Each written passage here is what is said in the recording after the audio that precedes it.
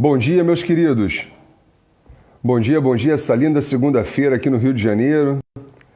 Espero que onde você estiver também esteja um dia maravilhoso, seja em São Paulo, seja em Maceió, seja, em Curitiba, não importa onde, espero que esteja um dia muito bonito, um dia maravilhoso. Desejo aí um dia extremamente agradável para você, que você consiga focar nos seus objetivos, ultrapassando eventuais dificuldades que eventualmente tenhamos, isso faz parte, né? Uma vida somente de mar de rosas é impossível, não é mesmo? Então o que importa é que nós tenhamos capacidade de superar as adversidades, as dificuldades que venham a aparecer.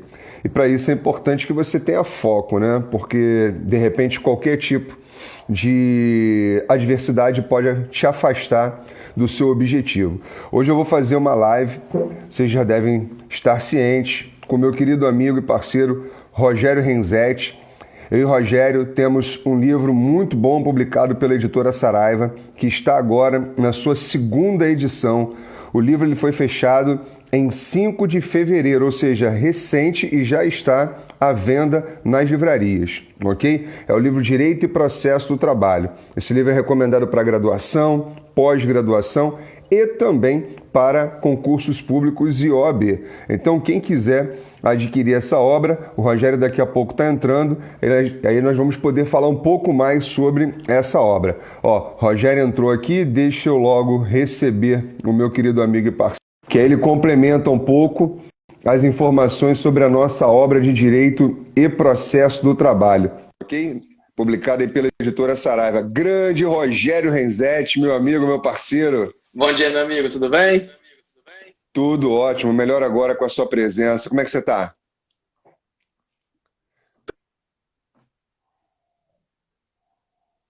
Rogério?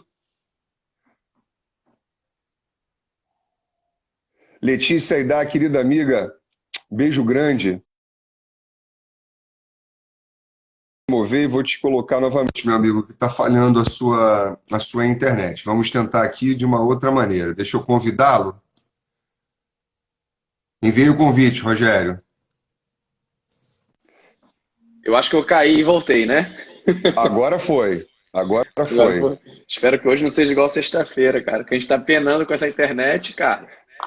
Pois é, e o Renato Saraiva só brincando contigo, né? Mas eu, Rogério, Rogério! mas eu falei pra ele, sexta-feira à noite, pô, disputar com a Anitta, com a Ivete Sangalo, aí não dá, cara. Pô, E sem contar, meu amigo, que é muito conhecimento jurídico junto, né? Você, a Rafa, a não dá. Vólia, o Renato, mais o Otávio, o Rodolfo vai cair a internet, Com ninguém certeza. não aguenta.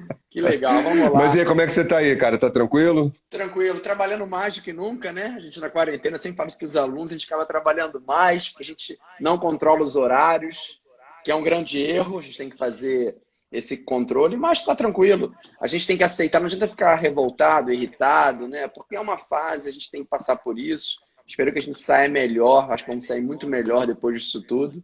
E é isso, vida que segue, meu amigo.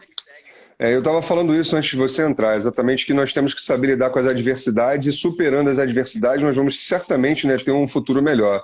É um momento complicado para todos e que nós precisamos ter efetivamente paciência e focar nos nossos objetivos, né, Rogério? Porque se a gente se deixar levar por essa maré, meu amigo, a gente vai se perder e aí realmente o rumo da prosa ele acaba ficando de lado. Então acho que é por aí.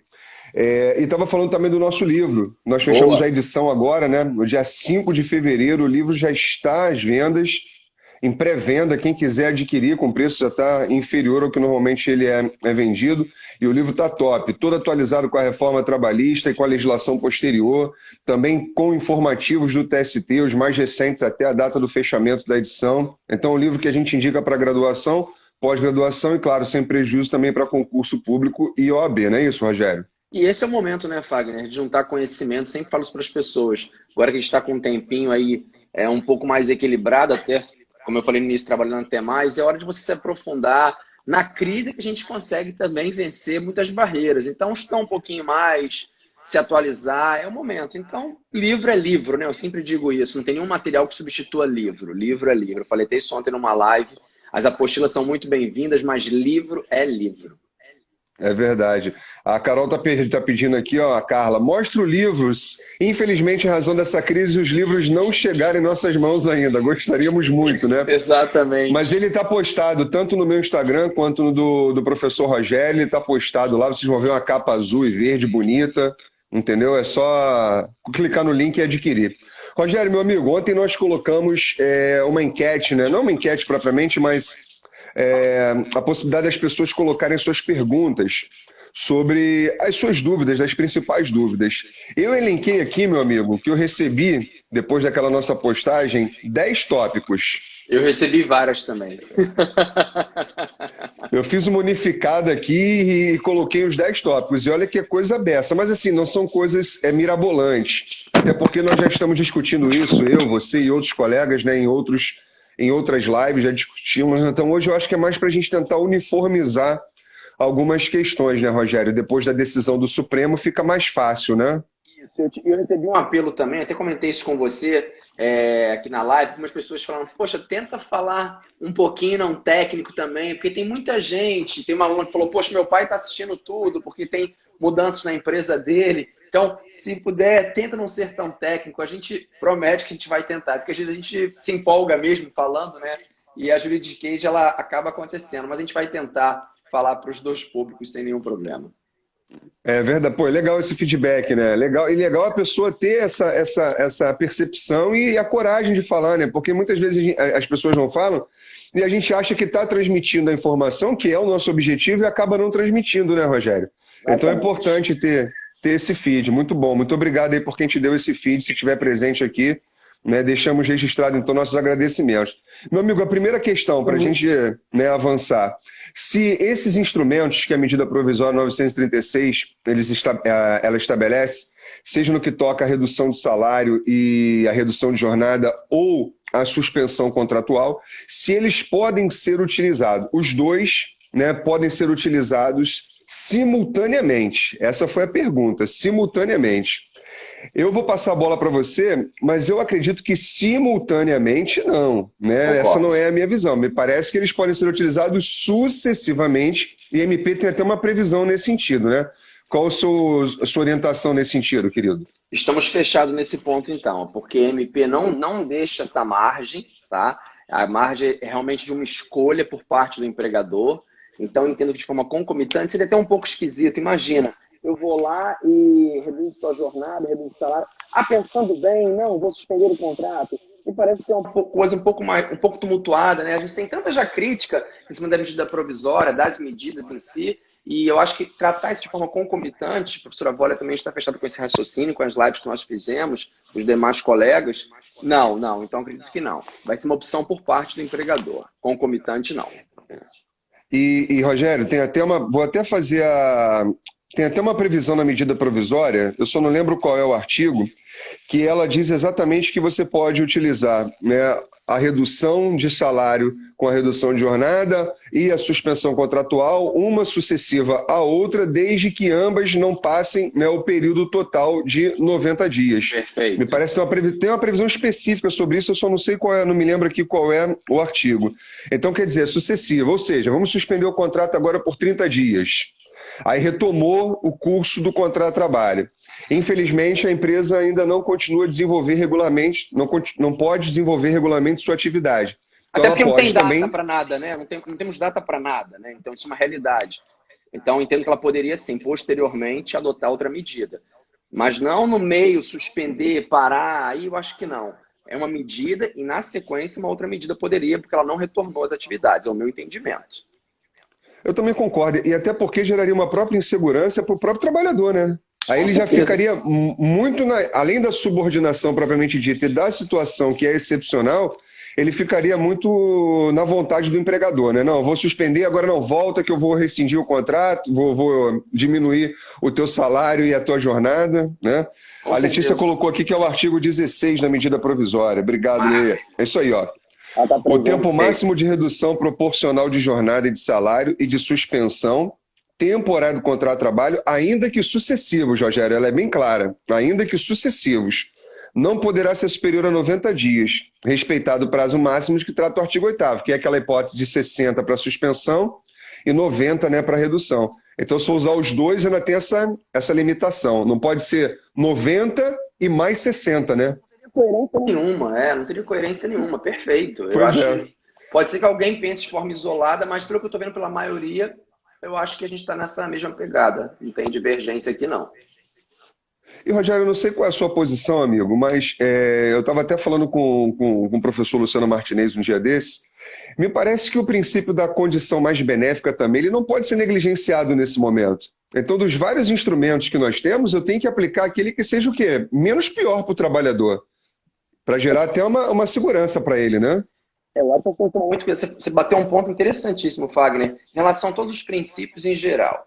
A gente está flexibilizando já a grande ideia do negociado prevalecer sobre o legislado, né? Então, agora o individualizado prevalece sobre o negociado, sobre a própria legislação, devido à pandemia, a situação caótica que a gente está vivendo. Isso é um fato, é um ponto. Concordando ou não, a gente tem que, de certa forma, aceitar, digamos assim, né? Porque é o momento que a gente está vivendo. O que me preocupa muito, e aí já fazendo até um gancho com o princípio, Fábio, eu estou batendo muito nessa tecla, é que eu espero que no futuro próximo a gente consiga separar o que é exceção e o que é regra. A minha grande preocupação é uma situação excepcional, está virando um laboratório, aí eu estou falando isso como estudioso do direito do trabalho, você também que é do direito do processo de trabalho, a gente não pode permitir que uma situação excepcional vire uma regra, porque aí sim a gente vai estar ferindo não só o princípio da condição mais benéfica, mas o princípio protetivo, que é o princípio dos princípios, né? Então, a gente precisa muito ter uma cautela muito grande, eu bato muito nessa tecla, eu acho que meus colegas não gostam muito quando eu falo, mas é que eu tenho muito medo, muita angústia da gente não conseguir posteriormente separar o que é uma situação excepcional e o que é uma regra. Nós vivemos hoje uma situação excepcional pelo Decreto 6 de 2020, vai até 31 de dezembro de 2020. Ok, essa é a situação excepcional. Agora, até que ponto isso vai ocorrer depois? Porque a minha pergunta a pergunta que não quer calar é, como que o governo vai, ele já dá esse sinal desse discurso, como que ele vai tratar de todo esse desemprego que a gente vai ter? Porque nós já temos, vai continuar acontecendo, porque nós temos as medidas aí, Fagner. Mas uma alternativa dos empregadores, vários, é a demissão, acabou. Eles sabem que tem MP, eles até entendem MP, mas o cara não consegue fazer nada disso. Ele vai optar pela demissão. Ok, qual vai ser a atitude do governo, desesperadora, no afã de aumentar esse número de empregos? Está aí. O contrato verde e amarelo pode caducar hoje, MP 905. Hoje pode caducar, que foi uma tentativa desesperadora de tentar ampliar esses postos de trabalho. Beleza, ok. Isso. Exato. Então, caducando a MP, e ao que tudo indica, eu acho que vai caducar, até porque se observar, o relator no Senado é da oposição, então já vi que foi uma forma proposital mesmo, então isso não vai para frente. O que o governo vai fazer? Essa é a minha grande angústia, minha grande preocupação. A gente vai atropelar os princípios. Então, tratar o que é exceção e o que é a regra, acho que vai ser o grande desafio do próximo ano. Eu concordo, Rogério. E se você me permite, eu vou até um pouco além. Eu tenho defendido, você tem visto, eu já até conversei também com o Vole a respeito, eu tenho defendido muito a constitucionalidade da MP como ela posta estada, 936. Por quê? Ela traz como objetivo central exatamente o quê? A preservação do emprego e da renda. E isso atende, sem dúvida alguma, às determinações constitucionais do pleno emprego, dentro daqueles princípios da ordem econômica, a dignidade da pessoa humana, o próprio direito social ao trabalho. Porque sem trabalho, os demais direitos, eles inexistem. Agora, estou defendendo com unhas e dentes a constitucionalidade dessa medida provisória. Mas, como o nome diz, provisoriamente. Porque, para mim, é incontestável que em épocas de normalidade seria totalmente inconstitucional uma redução de salário pelo empregador posta para o empregado simplesmente assinar, porque isso é o acordo. O acordo, alguém propõe algo e o outro vai lá e assina, ou não assina. É diferente de transação. As pessoas confundem os conceitos de acordo e transação, né? Embora a gente sabe que na prática essa confusão são conceitos bem diferentes. Então, assim, meu caro amigo, eu confesso que dentro de uma normalidade, eu também vou ser o defensor muito veemente da inconstitucionalidade de qualquer determinação que haja a possibilidade de redução salarial sem a negociação coletiva. que é exatamente. Eu sei que a linha é muito tênue, o Rogério, e nós temos essa percepção, como você bem colocou, nós somos estudiosos, sabemos a história do direito do trabalho, a origem do trabalho, né? Aquele conflito bélico, capital e trabalho. Só que nós estamos no século XXI, nós sabemos que a discussão do Constituinte, no que toca ao inciso 6º do artigo 7º e também o inciso 13, não se pensava em pandemia. A grande questão que o Constituinte debateu naquela época foi a proteção contra as arbitrariedades do empregador, para que ele, de forma unilateral, se ele passasse por algum momento de crise, viesse a inserir uma redução salarial. Esse foi o objetivo. Quem discutiu isso na época? Luiz Inácio Lula da Silva, Eduardo Paim, Paulo Paim, José Serra, que foi, inclusive, tá? O José Serra foi a favor da inserção do inciso 6º, mas para proteger o empregado contra as investidas arbitrárias de quem? Do empregador e do sindicato patronal. Essa era a intenção. Então, quer dizer, por isso que eu volto a dizer, em épocas de normalidade, eu estou com a posição do Constituinte, de não haver possibilidade nenhuma de redução sem a intervenção sindical. Mas nessa situação excepcional, eu creio que ela andou de bom tom, sabe? Porque o objetivo dela é preservar o emprego e a renda. Agora, meu amigo, nós temos que, voltando à normalidade, ser rígidos em tudo que é contrário às determinações constitucionais. Peraí, não estou dizendo que o que aqui está é contra a Constituição Federal, não é isso, né? Eu estou falando que sistematicamente, considerando a máxima efetividade, hoje dá para relativizar, considerando isoladamente, o inciso 6 do artigo 7º. É isso. Debater com o constitucionalista também é outro nível, né? Nossa Senhora! O quê? Debater com constitucionalista também é outro nível, pô. Ah, que Você, isso, meu amigo, lógico, que nada. sem dúvida. Você nessa da área trabalhista, direito constitucional, isso é muito legal, isso enriquece muito o debate. Mas, enfim, Fala, desculpa, te cortei. Só para a gente voltar para o rumo da prosa aqui, que senão a gente vai ficar, meu amigo, né? E É muita criando coisa. aqui teorias, muita coisa. Se você me permite, vou trazer mais um tópico, então, já que aquele a gente superou. A questão da pessoa ter mais de um contrato de trabalho, Rogério. Se suspender os 2 contratos, como é que faz? Ela recebe o benefício, né, emergencial respectivo aos 2? Será que tem exceções? Como é que é a operacionalização disso? Você consegue explicar para a gente como é que funciona isso bem, Rogério, por favor? É a interpretação, porque eu acho que aí não foi muito claro, né, em relação a isso, é porque se a MP trata de uma situação excepcional, a regra não é você ter 2 ou mais contratos, né? A regra é você ter um contrato, então também não vejo uma situação do legislador se debruçar naquele momento em pensar em situações tão excepcionais. Então, acredito que o efeito seja, na minha opinião, para um contrato de trabalho. Para um contrato de trabalho. Não vejo o mesmo efeito para os 2 contratos, não. Para um contrato. E aí, a depender do outro empregador, não sei como ficaria.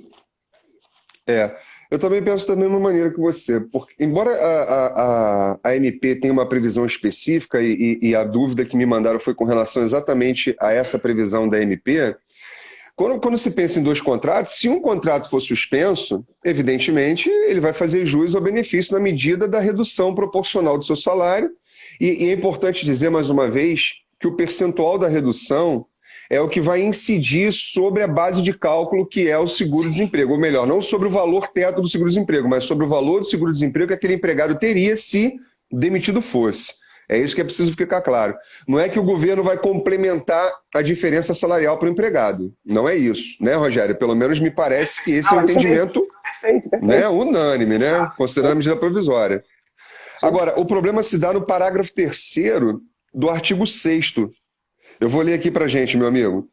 Diz assim, ó, o empregado com mais de um vínculo formal de emprego poderá receber cumulativamente um benefício emergencial de preservação do emprego da renda para cada vínculo com redução proporcional de jornada de trabalho e de salário, ou com a suspensão temporária do contrato de trabalho. Então, quer dizer, parece que se ele tem mais de um contrato, né, pode receber. Se os 2 empregadores optarem. Isso fica muito claro. Isso. Tá? Porque algumas pessoas estão falando que meio que obrigatório. Se um optou, outro não. Não. Cada empregador pode optar por um caminho. Tem que ficar muito claro isso, né? Perfeito. Eu acho que é exatamente nesse ponto que a dúvida foi aplicada. Professor, eu tenho 2 contratos. Um empregador está suspendendo comigo e o outro não. O que eu faço? Eu vou receber benefício dos dois? Aí eu falei, no meu modo de ver, não. Aí ela, mas o parágrafo terceiro, eu falei, ó, amanhã eu vou colocar isso na live com o professor Rogério, vamos ver qual é o entendimento dele. E me parece que nos filiamos, então, ao mesmo pensamento, né, Rogério? Exatamente, eu não vejo a Não possibilidade é uma não só de opção. obrigatoriedade. Não. Nada é obrigatório aqui. Tudo é indicação. Nada é obrigatório. Do meu ponto de Perfeito. vista, friamente vendo MP. Agora, Fagner, me permite, eu recebi muita dúvida também, e eu acho que uma dúvida até fácil de resolver. Me indagaram muito porque algumas atividades não podem parar, aquilo tudo, em relação a gestante em atividade insalubre. Essa foi a campeã. Estou recebendo desde o início a mesma pergunta. É essa e o contrato prazo determinado, são os campeões aí. Mas vamos ficar aqui na gestante. Em relação à gestante, depois eu quero ouvir você, vamos só a gente lembrar o seguinte, não precisa de MP em relação à gestante. Em relação à gestante, em atividades insalubres, nós já temos hoje a posição do Supremo Tribunal Federal no julgamento definitivo, do pleno, não foi nem pela liminar. Então, a gestante em atividade insalubre, ela vai ser afastada. Isso não se discute. Gestante, lactante, ela é afastada durante esse período e o empregador, podendo, vai jogá-la para um lugar salubre. Se não for possível, não vai ter lugar salubre, ela vai ser afastada.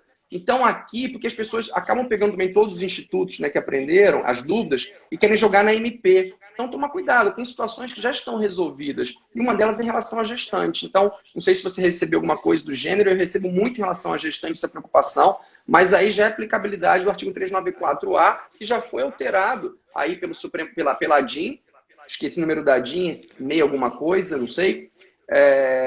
Então, afasta a gestante. Se não pode jogar no local salubre, vai afastar. Em um hospital, realmente difícil você encontrar esse local salubre. Então, essa indagação recebe muito. Então, de fato, tem que ser afastada. Porque é grupo de risco, né? Concordo contigo, não tenho nenhuma consideração a mais a fazer. Inclusive, a própria decisão do Supremo, que foi declaração de inconstitucionalidade com redução parcial de texto, né?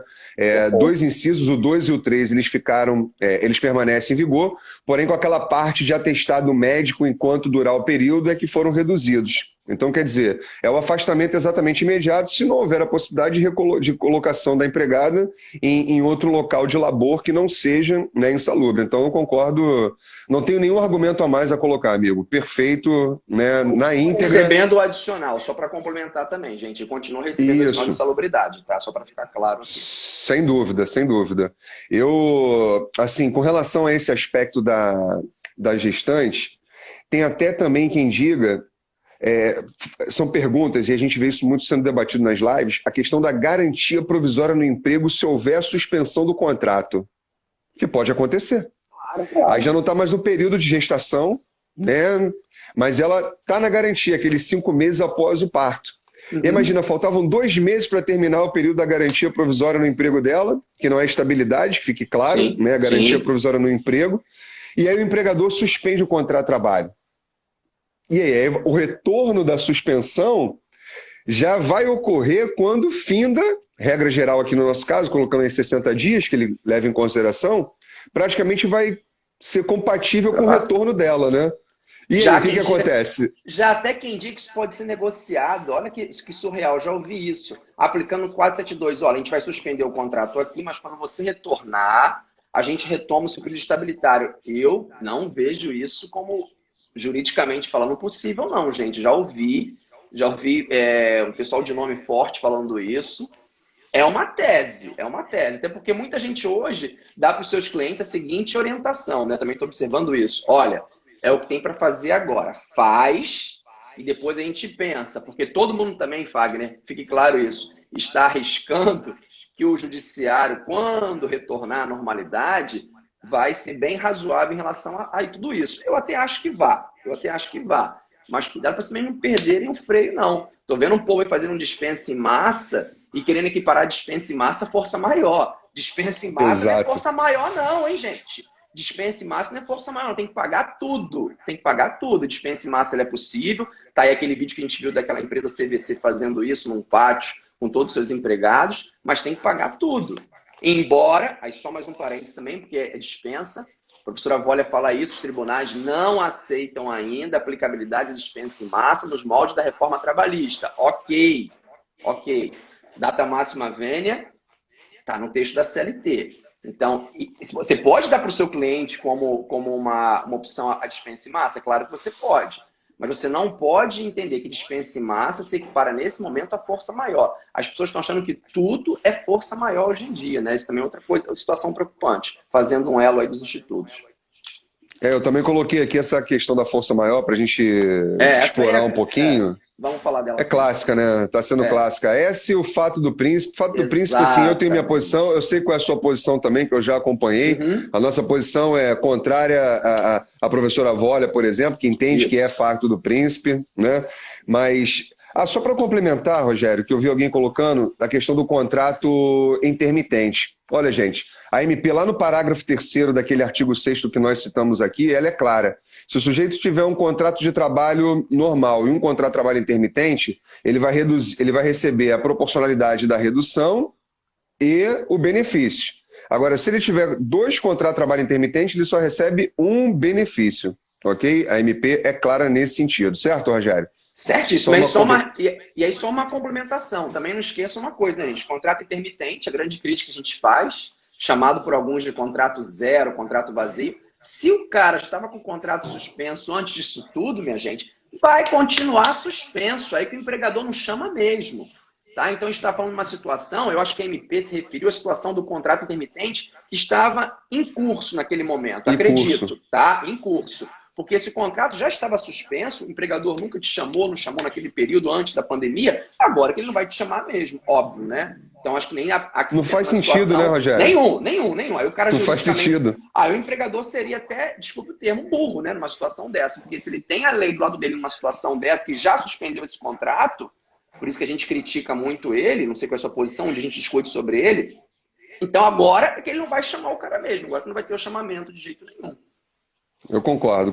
Não tem lógica, não faz sentido. Se ele não está sendo chamado para trabalhar, não, eu vou chamar agora para suspender o contrato de trabalho? Não tem lógica. Não tem lógica. Agora, vamos voltar nesse tópico da força maior? Estava como último aqui na minha lista, mas eu acho que é interessante, meu amigo. Qual é a sua visão hoje, então, sobre a possibilidade de extinção do contrato de trabalho por força maior? Eu sou muito rígido na minha posição, sabe, Rogério? Mas deixa eu ouvir a sua. Eu não tenho orientado os empregadores a fazerem isso, a não ser que haja realmente extinção da empresa ou de estabelecimento em decorrência da pandemia. Fora isso... Perfeito. Eu acho que a força maior ela é um instituto muito favorável ao empregador. A primeira coisa é essa, ao empregador. O que eu estou assistindo nesse momento é todo mundo falar que tudo... É o que você falou, força maior e fato do príncipe. Fato do príncipe a gente fala depois. Todo mundo falando que tudo é força maior. Então, na minha visão, a força maior ela ocorre quando, de fato, há o fechamento da atividade. Quando o empregador não consegue sustentar o negócio. Tá? Uma interpretação que eu faço em relação à força maior é essa.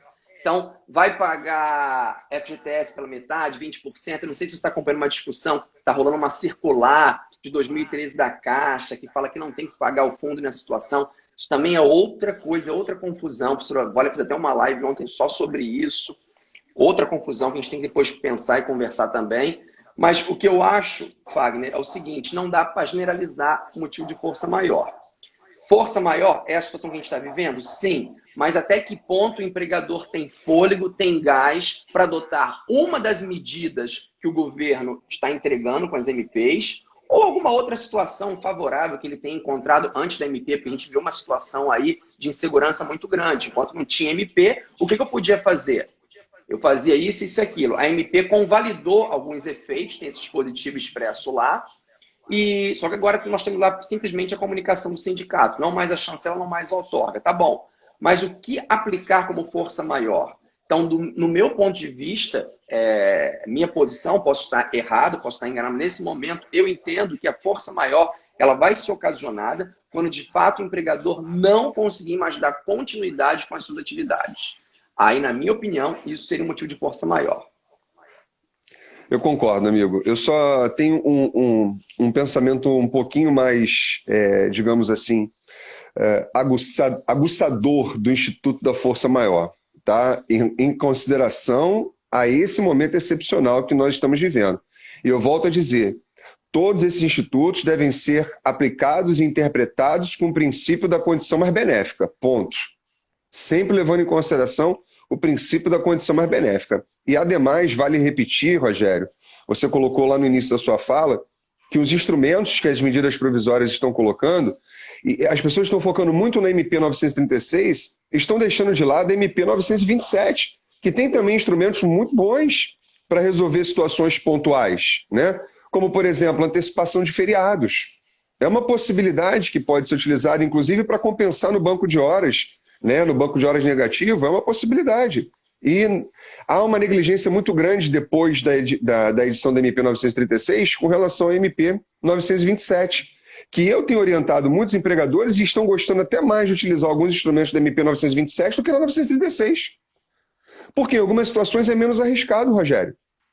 Considerando, obviamente, todo esse norte que nós temos, né, dentro da aplicação dos institutos do direito do trabalho. É claro assim, que é casuístico, cada um tem, né, a sua necessidade. A gente vai orientando de acordo com a necessidade do cliente. Mas eu estou aproveitando exatamente um recorte da tua fala. Se a empresa tem hoje gordura para queimar, vamos lançar mão dos institutos no 927 e deixa o 936 para o final. Sim. Quando realmente não tiver mais alternativa. E lembrando também, Fagner, que a gente está falando muito da MP, mas antes da MP a gente tem a lei, tá? 13979, salvo engano. Isso. Depois, se alguém puder conferir o número aí, a gente tem a lei também. Tudo bem, a lei não foi clara e a MP teve que vir complementar. Ok, mas tem uma lei também para isso, né? Que ela dá lá os instrumentos, as medidas que podem ser feitas, como o teletrabalho. Foi o primeiro indício que a gente teve de interrupção do contrato de trabalho ali, seriam faltas justificadas, enfim. Então, tudo isso pode ser utilizado antes de pensar em força maior. Não é que o Instituto de Força Maior, fique muito claro isso, que eu estou deletando ele. Não é isso, seria um erro, não é. Agora, se o empregador, se o empregador tem condições de queimar essa gordura, como muito bem você falou, que o faça agora.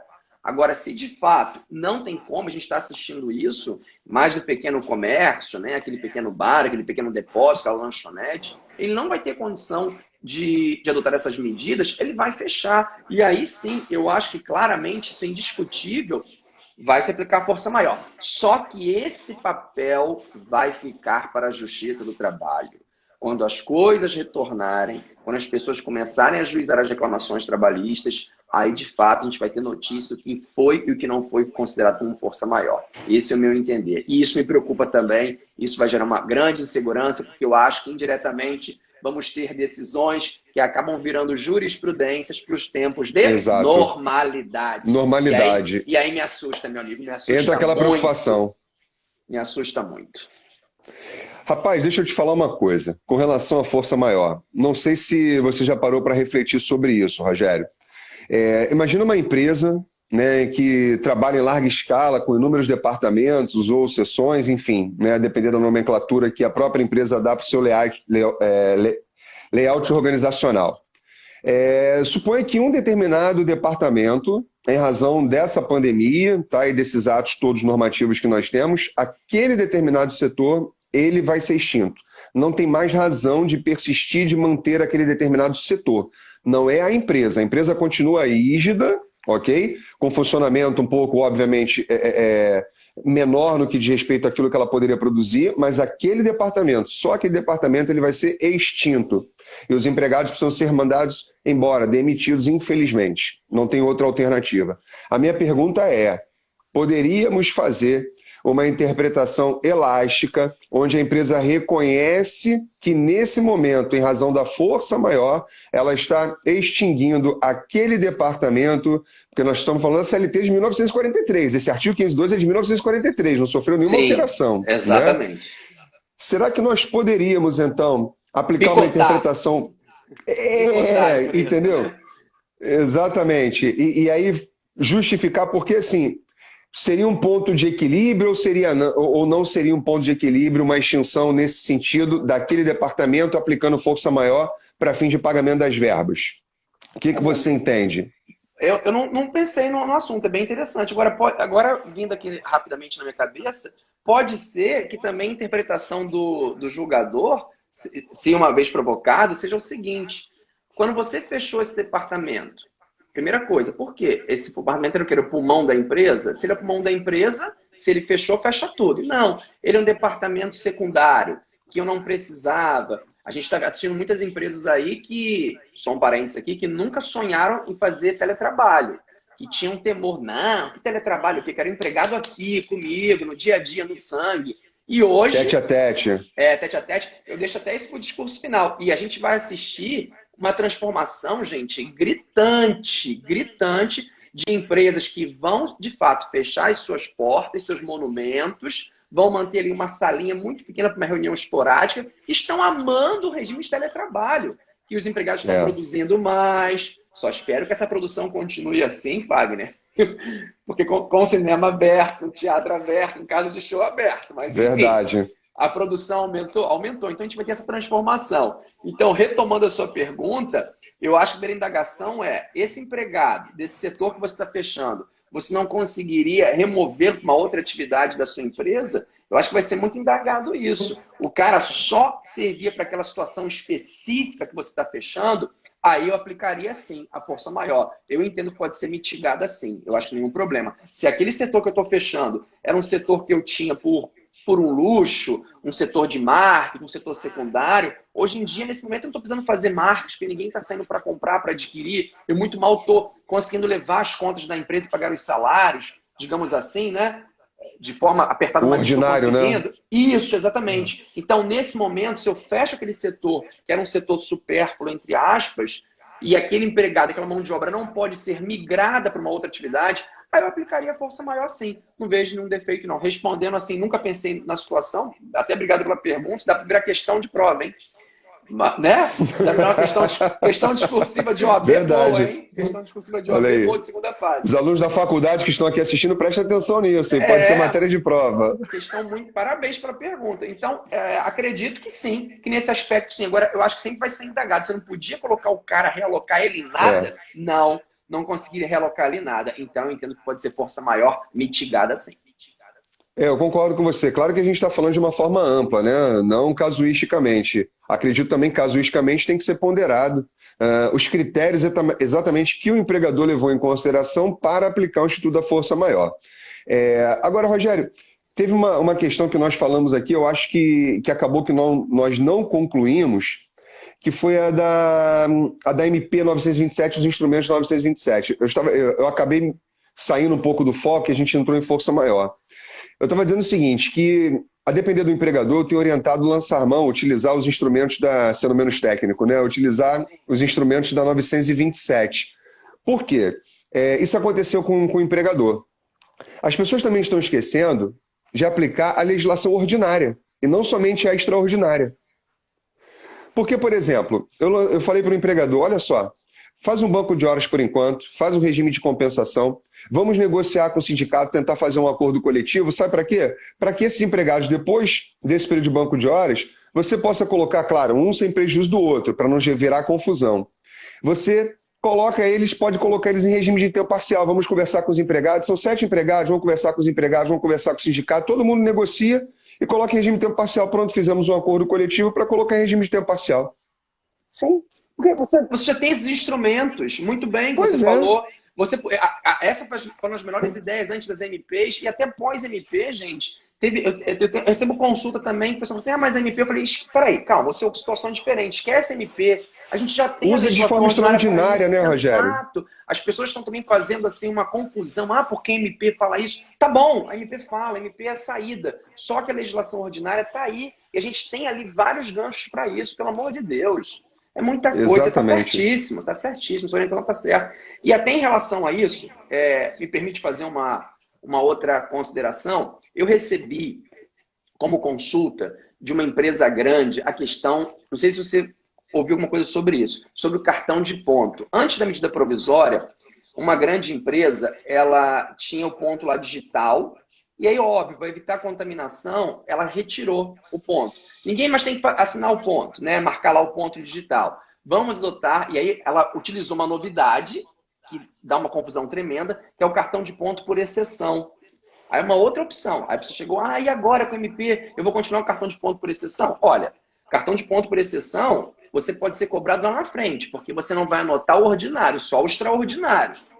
E será que o empregado, aquele velho debate, vai chegar para o chefe e falar, pô, chefe, eu hoje fiquei 1 horinha a mais, tem como anotar ali? Muitas vezes o empregado não faz isso, a gente sabe disso. Por temor a represália, ele não vai fazer isso. E aí também acho que aí vem uma conta posterior. Então, ao mesmo tempo que a gente está defendendo aqui para utilizar a lei ordinária, só toma cuidado. Utiliza a lei ordinária, mas flexibilizando ela com o movimento atual. A empresa foi lá, seu bel prazer, depois que veio me consultar. Tiramos o cartão de ponto digital, estamos utilizando o cartão de ponto por exceção, porque está na CLT. Beleza, agora está na CLT, tranquilo. Agora, vai utilizar o cartão de ponto excepcional e a conta pode vir depois, quando esse empregado for reclamar. Então, só toma cuidado com isso. Eu acho que cartão de ponto por exceção, nesse momento, não seria uma bela alternativa. Nós temos outras. Faz o cartão de ponto manual, não sei, tem filmador, o que for. Agora, cartão de ponto por exceção, que já dá confusão antes dessa pandemia, muita confusão, com essa situação excepcional, eu também não adotaria esse ponto ordinário. Então, sempre flexibiliza aí. Usar o ordinário, mas de acordo com o sistema atual que a gente está vivendo. Minha opinião. Eu concordo, meu amigo. Não, eu concordo plenamente. Faço suas as minhas palavras, porque na ordinariedade já é algo complicado que enseja judicialização, né, de processos. Imagina em épocas de situação excepcional, né? Em que em que a gente está relativizando aquilo que já é relativizado. Ou seja, você está trabalhando com a exceção da exceção e daqui a pouco você perde qual é a regra. Esse que é o grande problema. Por isso que, casuisticamente, os critérios vão ser levados em consideração. E eu não tenho dúvida, né? A Justiça do Trabalho que nós conhecemos, né? A Justiça do Trabalho que tem como primada a aplicação dos princípios trabalhistas, ela vai afastar essas situações que já são indícios de fraude, no meu humilde modo de ver, né? Vídeo, voto da ministra Rosa Weber, ok? Não esqueçam disso, tá? Exatamente, exatamente. Vamos lá, Rogério, uma outra questão aqui, que, como estão dizendo, fogo no parquinho. Eu aprendi... Pô, precisa? É o que mais tem. Pô, eu aprendi essa expressão com o Fabiano Luz, nem sabia o que era. Agora eu estou usando porque ele falou que é o negócio do Big Brother, né? Mas vamos lá. Meu amigo, liberação do fundo de garantia. Eu estou vindo logo para esse tema porque é impressionante. Quando a gente conversa com pessoas boas, como a hora passa rápido. Já são 10h45. Olha só. Liberação do fundo de garantia. Me perguntaram aqui, professor, a liberação do fundo de garantia, ela tem que necessariamente observar os limites da MP 946, mesmo se eu comprovar que eu não tenho nenhuma outra possibilidade de manter a minha sobrevivência? Olha que coisa, Rogério. Porque MP é clara, né, no artigo 6º, se não me falha a memória, que é 1045, né? Confere aí, Letícia. Eu acho que é o 6º, sim. Letícia, nossa Letícia, aí dá, por favor. Eu tô com as MPs aqui. Mas é o 6º, sim. São tantas MPs, meu amigo. Não. E fora as que vão vir ainda, tá? É o 6º, é o 6º. É o 6º mesmo. Eu acho que nesse momento, sim, Fagner, não tem como a gente pensar de forma diferente. A única coisa que me preocupa é essa circular que está rolando aí da Caixa Econômica do ano de 2013, que, confesso, eu não consigo localizar essa circular. Ninguém consegue achar em lugar nenhum essa circular, mas eu vou fuçar, eu vou conversar com alguém da Caixa, que parece ter uma limitação em relação ao fundo de garantia por motivo de força maior. É a única situação assim que, nesse momento, me preocupa, eu preciso realmente verificar essa circular. Agora, que vai ter que aplicar de acordo com os ditames da MP, eu defendo que sim. Eu não defendo o contrário, não. Acho muito difícil nesse momento. Você vai ter que seguir o que a gente tem. O que a gente tem são os ditames da medida provisória. Não vejo diferente. O que acontece? Eu tenho verificado, visto e até defendido, tá, Rogério?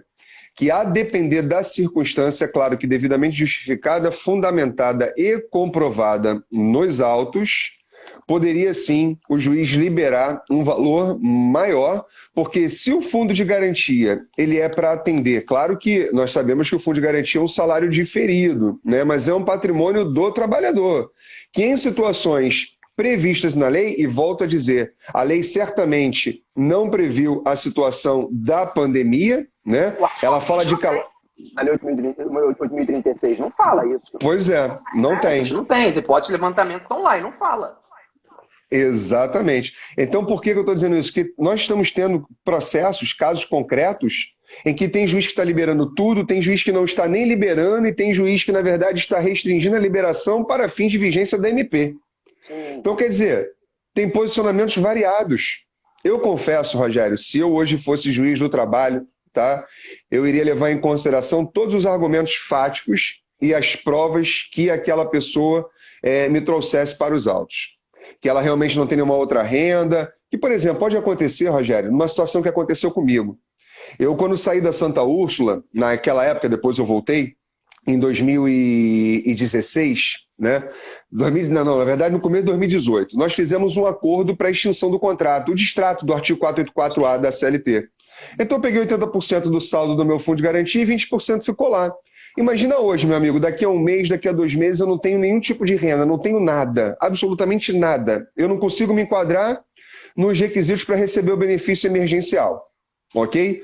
E eu não tenho outra fonte de renda. Como é que eu faço? Eu vou lá tentar receber aquele meu fundo de garantia. É um pouquinho mais do que o que a medida provisória admite. Mas será que não seria razoável, dentro de um caso concreto, considerando as justificativas, liberar um pouco mais? Isso é o que eu tenho refletido, sabe, Rogério? Né? Analisar caso a caso, primazia da realidade. Isso. Sim.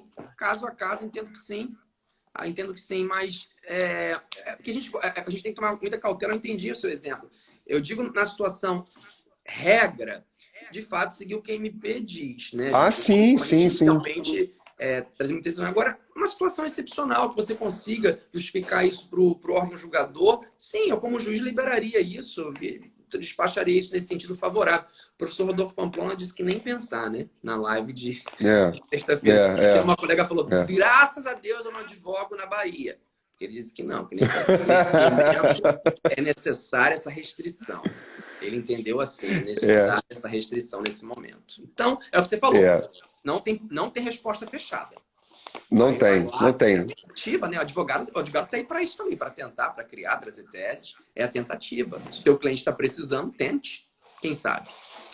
E aqui eu até trago um outro argumento de reforço. Não vai nem depender muito da atividade criativa do advogado em argumento, não. Porque aqui é realidade fática. É a necessidade e a possibilidade para fins de liberação do fundo de garantia. Sim. Não tem muito o que criar. Olha, juiz, o meu cliente está em dificuldade financeira, né, ele tem uma família X, Y, Z, conforme comprovado, não tem nenhuma renda, precisa de liberação do fundo de garantia. Acabou. Exatamente. Né? Algo bem objetivo, né? Agora, Rogério, caminhando aí para o nosso final, meu amigo. Uma outra situação. Se a empresa ela suspendeu o contrato de trabalho, tá? Por 60 dias, que é o limite que a MP autoriza. Esse período de suspensão, eu recebi umas 7 perguntas hoje com esse mesmo teor, ontem, com esse mesmo teor. Esse período de afastamento do empregado, de suspensão, ele vai ser computado para fins de período aquisitivo de férias ou não? Qual é a sua visão sobre isso? Pois é. Essa mesma outra pergunta aí que eu não tenho visto ninguém responder de forma específica, né? Exatamente. Aí, vamos lá. Eu entendo que, por ser uma medida excepcional, seria computado sim. É o meu entender. Eu entendo que seria computado sim, diante da situação excepcional, já que as MPs são muito claras que a situação é excepcional, período tal. Eu entendo que nesse caso sim, porque seria primeiro que é uma suspensão atípica, né, Fagner? Não tem como a gente também não falar que é uma suspensão atípica. Isso é uma suspensão atípica. Então, eu entendo que por ser uma suspensão atípica, seria computado sim, mas não vi ninguém falando sobre. Também mais um debate. Obrigado pelo aluno aí que mandou essa dúvida. Tem mais um debate sobre. Agora, entendo que tudo está atípico. Para comunicar em relação às férias está atípico, o abono pecuniário está atípico, férias coletivas está atípico, tudo atípico. Então, se tudo está atípico, por que não computar esse período? Eu defenderia o cômputo sim, mas pode ser também que eu seja voto vencido nessa divergência. Não sei. Você tem opinião formada? Bom, eu vou seguir o voto do relator, né? E vou fazer dos seus fundamentos os meus. Tá? Que já é e vou até né? Exatamente. O empregado, dentro da ordinariedade, ele não passaria por essa suspensão contratual, logo ele teria o período computado normalmente. Né? Então, veja, ainda podemos agregar aquele fundamento da condição mais benéfica, Rogério. Né? Ou, como a MP não está falando nada, ela admite mais de uma interpretação, na dúvida, pró-operário, em dúvida pró-operário. Aqui eu acho que emerge mais ainda o princípio da proteção. Pelo contrário, não pode ser apagado. Eu acho que é o momento de aplicação dos princípios. Lógico. Para nortear toda a aplicação. Flexibilizar é uma coisa, não aplicar é outra. Exatamente, concordo. Tem uma pergunta que é interessante, Wagner, em relação à suspensão. Eu até falar isso mesmo, porque estou vendo aqui, suspensão de feriado. Em relação ao feriado, só para ficar claro, o que a MP permite é o seguinte: eu sento lá, eu, empregador, pego a listagem de todos os feriados que vão acontecer naquele ano de 2020, antecipo esses feriados, o empregado fica em casa e depois ele vai elaborar nos feriados. É isso, tá? Só para ficar claro. Perguntaram de feriado aqui. Realmente é uma dúvida que está acontecendo, até porque tem feriado essa semana, enfim. Então, quem está laborando, o empregador pode antecipar todos os feriados. É meio louco, né? Mas é possível. Antecipa todos os feriados, o empregado fica em casa agora e posteriormente vai trabalhar nos dias de feriado. Isso é possível. Agora, para manter a coerência do que nós estamos falando aqui, acredito que o Rogério deve pensar no mesmo sentido, não dá para aplicar os dois institutos, suspensão contratual e antecipação de feriado. Se o empregador resolveu suspender o contrato de trabalho e os feriados estão no curso dele, estão absorvidos. De jeito nenhum. Não é, Rogério? De jeito nenhum. Aí não dá. Aí é muita forçação. Vai ter maluco pra tudo, né? Aí não dá, né, meu amigo? Aí não dá. Aí também já é esculhambar. Não dá. Aí não dá. O empregador suspende o contrato de trabalho, aí no meio dessa suspensão tem vários feriados, aí depois ele quer antecipar os feriados. Não tem como, gente. Não tem como. Aí não tem como. Pelo amor de Deus. Ele tem que escolher ou uma coisa ou outra. Volto a dizer, para manter a coerência, toda interpretação tem que estar norteada pelos princípios de direito do trabalho. Sim. Senão você vai fazer tábula rasa de toda a principiologia e origem do direito do trabalho e você, na verdade, vai acabar subvertendo toda a aplicação, né, do que se objetiva com a MP. Que não é, na verdade, prejudicar o trabalhador. Tem que se colocar isso em voga. Exato. Né? Vide a reforma trabalhista. A reforma trabalhista, ela impactou nos princípios? Claro que sim. O princípio da proteção, então, impactou em muito. Agora fala-se empregado hipersuficiente. A gente só falava empregado hipossuficiente. Agora é hipersuficiente. Quer dizer, impactou muito. Mas não deixou de ser aplicado. Então, vai ter que sempre ponderar. Agora, esquecer os princípios, aí não tem como. Esquecer os princípios, esquecer a essência do direito do trabalho. A gente tem que mais estudar direito do trabalho. Acabou. Exato. E, Rogério, é claro que nós sabemos que muitos oportunistas, nesse momento, vão querer se valer dos institutos que são maléficos para poder prejudicar. Mas para eles, né, meu amigo, o rigor da lei. E aí nós vamos judicializar as questões e elas vão ser certamente pautadas no judiciário como medidas de fraude, como talvez erro, talvez até dolo, coação, por que não, os vícios em geral, né, de anulação dos atos jurídicos, né, dos negócios jurídicos. É momento para eles, né, nadarem. É óbvio. Nas suas armadilhas. E o judiciário trabalhista, eu acho que até em especial o TST, mas vai trabalhar e trabalhar muito nos próximos períodos, porque o negócio vai ficar complicado. E é isso, repito, que eu tenho mais medo. É isso aí. E aproveitando, né, Rogério, fazer o nosso merchan, se precisarem de consultoria, estamos aqui. Eu sou advogado, Rogério é advogado. Quem não tem o professor Rogério no Instagram, adicione agora o professor Rogério imediatamente. O professor Rogério é professor do curso do Complexo Educacional Renato Saraiva, tem vários cursos lá, inclusive tem um agora, o Processo Trabalho Começando do Zero, vale a pena fazer. Nesse período, então, temos que estudar muito, né? Rogério, já estamos chegando no final. Também. E constitucional também.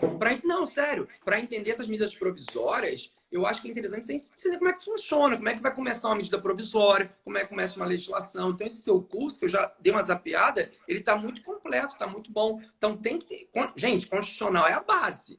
Não adianta você ir lá processo de trabalho, processo civil, administrativo. Tem que estudar a base. Então, pega o constitucional para começar e começa a interpretar com outras coisas. Isso ajuda a gente muito, dá um raciocínio jurídico muito rápido para o aluno.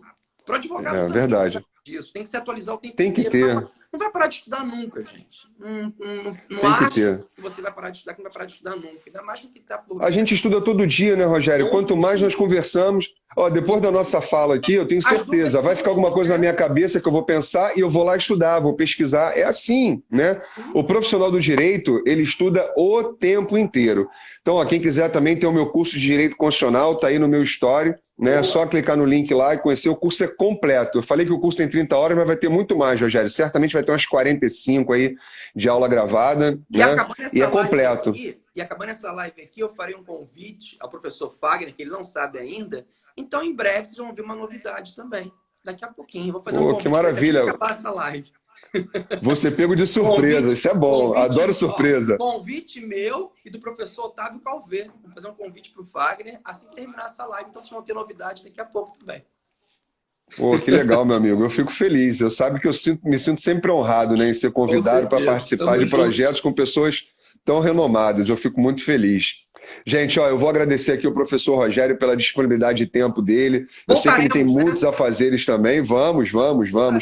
Meu amigo, ó, sinta-se abraçado aí. Um beijo grande em você e na sua família. Se cuida, tá bom? Se cuida aí, firme e forte. Em breve estaremos juntos aí para fazer nossas palestras, nossos eventos. Isso aí, álcool gel.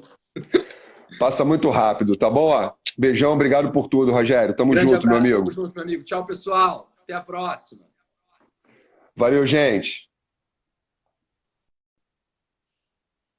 É isso aí, pessoal. Terminamos aqui mais uma live com o professor Rogério Renzetti. O Instagram já vai nos cortar aqui, basicamente, ok? Obrigado aí por vocês terem comparecido. Foi uma live maravilhosa. Espero que tenha sido esclarecedora para todos vocês, tá bom? Ó, beijo grande, abraço, até a próxima.